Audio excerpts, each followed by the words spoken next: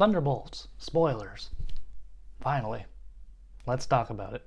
Now, it's definitely not going to be a full play-by-play breakdown, just really the notable stuff and the stuff I liked and the stuff I want to talk about. It starts off with Yelena on top of a building, monologuing and parachuting her way over to a mission. And you can tell by the way she just monologues, the way she acts during this mission, she's just bored with life. She just thinks it's so mundane at this point. She just is not happy with what she's doing.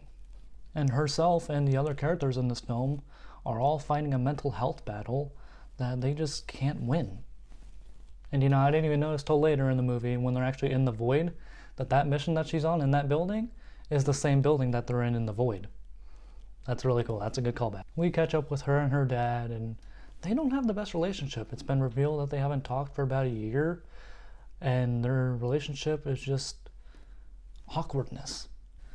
So she says, all right, one last mission, that's it from this point. And that last mission does become her last. 5 of them are sent to go do what they think are separate missions, but it's actually one to be within the same location, within the same premises of each other, and kill each other. But they don't know that at the time. And we get a pretty visually appealing fight between Yelena, U.S. Agent, John Walker, Taskmaster, and Ghost. And in the fight, Taskmaster, she gets shot in the face and dies. Was I shocked? Absolutely, yeah. Did I care? Not really, no, because I just don't care for the Taskmaster character in the MCU. The Black Widow movie really did that character injustice. It's not a good interpretation at all, really. And this is what, about 10-15 minutes into the movie? I really don't even get why they included her. She really plays no role, just to die. Could have not been there at all and would have really changed nothing. But I get it. If you don't have her on the poster, you don't have her on the trailers, it looks suspicious. So I get it, but also at the same time, she was useless. Now Bob. Bob. He's the most inconvenience of a character. He's got memory problems, has no clue what's going on, is just thrown into a situation. And everyone's trying to figure out what to do, how to get out of here. He's practically no help. You just kind of feel bad for the guy. But as he starts discovering his sentry powers, you see he kind of gives people illusions or hallucinations of what their worst fear or worst memory is of their individual lives. He does it on John Walker, he does it on Yelena, and he does it on, later on, Valentina. And man, that's a power that could really mess with a person's mind. Could really mess them up, which is pretty cool. Could be taken advantage of. Now, there was this really funny scene where they have to go up an elevator shaft. The door is way too high up for them to even jump up, climb up, anything like that. So what do they resort to? Back to back to back to back wall climbing. Like freaking Emperor's New Groove. At a certain point, it reminded me of a scene from Toy Story 2, which, if you've seen Toy Story 2, and I'm pretty sure you have, because it's one of the best movies ever made. If you know, you know.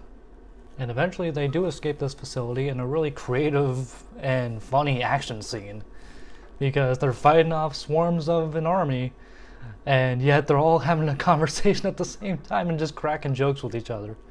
It's very funny, actually. I really like the subtle humor in it, because if you weren't paying attention, you wouldn't really catch it. And so Ghost, U.S. Agent, and Yelena are just trudging through the desert, and how Yelena's dad found them, I will never know. But he found them. And they get into his limo, which we found out earlier in the movie that he has a shitty limo service. And it's called the Red Guardian, which, creative name, you're really trying to live up to that name. And man, the interaction between Yelena and Alexei is very funny. Just her sarcastic energy that she doesn't want to be involved with this. And Alexei wants nothing more but to have this and be part of a team and be part of something in life. It's just hilarious because his overly energeticness just really works for the character. Alexei is just great. That man is a gem. And then a chase scene happens where the army is chasing him down and they're all trying to work together to fend off these guys, and they just can't get them out. They're just limited on what they can do. And who comes to their savior? Bucky Barnes. And he shoots landmines onto these cars, blows them up, and surprisingly shoots a landmine onto Red Guardian's car, blows them up for a minute, and he captures them and ties them and holds them hostage. I thought the Winter Soldier mode was activated again, but he finds out that the 5 of them have a common interest, which is taking out Valentina. And Valentina? Man, she is a real female dog. Which, Bucky is a congressman now, and he doesn't like how Valentina is doing things and wants to get her impeached. Which, Thunderbolts assemble. They are now an official team, and I love the way that they get the Thunderbolts name. You find out earlier in the film that it was Yelena's Pee-wee soccer team as a kid, and that was their name. And she takes it on to this day. That was creative. I wouldn't have expected that. And it was a really funny running gag that no one likes the name. And alright, final fight at formerly Avengers Tower. And it's the Thunderbolts against the now Century. But the Thunderbolts is not the soccer team, don't get confused. It's a new Avengers team. And Century has the suit and all, has the blonde hair. Bob got an upgrade. He really had a glow up. The suit looks awesome. Man, this dude is practically invincible. And how do you stop this guy? Because this is practically Superman, Thor, and every other god rolled into one person. They even said it in the movie where he said that I'm pretty much all the Avengers rolled into one body. So Thunderbolts realize they're screwed, and they retreat. And Sentry kind of realizes, hey, Valentina, I don't have to listen to you because you're not in charge of me. I'm my own person, and I can do what I want. And he tries to take out Valentina. And as he's trying to do it, her assistant girl shoots what is like a tranq dart machine at Sentry, and he's paralyzed from that point, which kind of lame, but also at the same time, how do you stop this guy? You gotta have a way to stop him. He can't be just invincible, which, fair enough. And then we get probably my favorite scene in the movie, pretty emotional one, where they're all just divided at this point, the Thunderbolts. They're saying, hey, let's just go our separate ways. There's no point in this anymore. I give up. Like, we can't stop this guy. Yelena walks off, and really, it's Alexia that is the one that convinces her to come back. A very emotional scene between the two where she's just telling her, Dad, I don't like who I am now. I'm very lonely. I got nothing going for me here. And he's trying to give her a pep talk to kick her back into things, kick her ass into it. It was a very sweet heart-to-heart where they all rejoice. And right after that, you see just this black shadow looming over New York and just sending things away and just becoming shadows. Seems like Sentry has now been sent to the Shadow Realm from Yu-Gi-Oh! Now this is what I had a problem with. Maybe it's because I'm not too familiar with Sentry in the comics, but why does he just become a black nothingness of just a body with black and white on the eyes? I really just didn't get it. Now this is what I had a problem with, was he just seemed morally conflicted and just switched up out of nowhere to become evil. Just this black nothingness. Like it just came out of nowhere. Now Yelena had this bright idea of, let me go into the darkness where people are disappearing into. Let me see if I can talk this guy out of it. And in here you get some really interesting storytelling from Yelena's life, and then you see later on Bob's life. Bob had an abusive childhood, and later on it didn't get better, and so he turned to drugs. And as they seem to be almost dying in the Shadow Realm from Yu-Gi-Oh!, that the other Thunderbolts come in there and they help him out. And they get transported back to where we saw Yelena in the beginning of the movie in that original mission. And the team gets tied down. And Bob has to go face to face with what seems like his inner demons, his inner darkness, who is taking the physical presence of a body. And this blackness, darkness being is just throwing insults at him.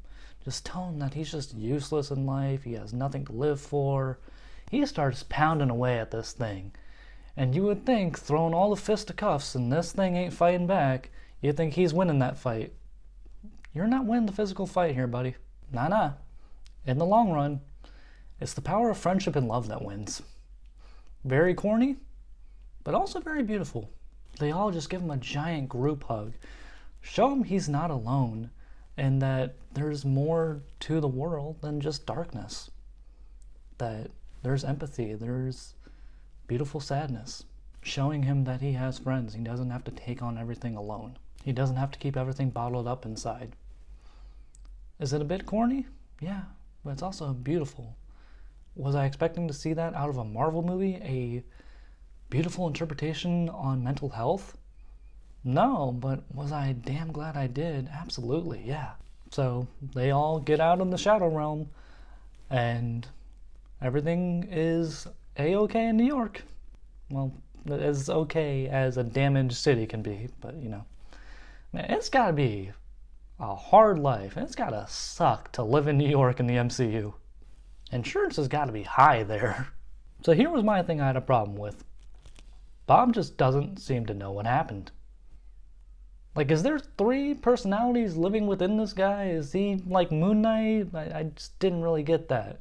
So the Thunderbolts see Valentina, and she leads them over through a curtain to go see the press, which they were actually building up through the film probably a couple times, and I kind of forgot about that, so that's actually a good callback. You made me forget, then you made me remember. And she announces to the press, "Look at my new team. We shall call them the New Avengers."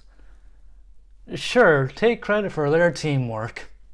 Like you did anything, you bitch. The New Avengers. I really like that name, because there actually is offspring teams of the Avengers. There's the East Coast, the West Coast, there's the New Avengers, there's the Mighty Avengers, the Great Lake. I'm pretty sure there's probably more that I don't know of. But it makes sense, because they're not technically the New Avengers, they're just an offspring team of the Avengers. Cut to a funny end credits sequence where there's newspaper headlines showing the New Avengers, the B Avengers. The New Avengers, are they really Avengers? Just slandering these New Avengers names because they are technically not part of the Avengers team, which is just a really funny running gag, honestly. Well, general public, you're not going to be saying that next year. Hey, tell me your spoiler-filled thoughts. And like the video, subscribe, stay safe, stay sexy.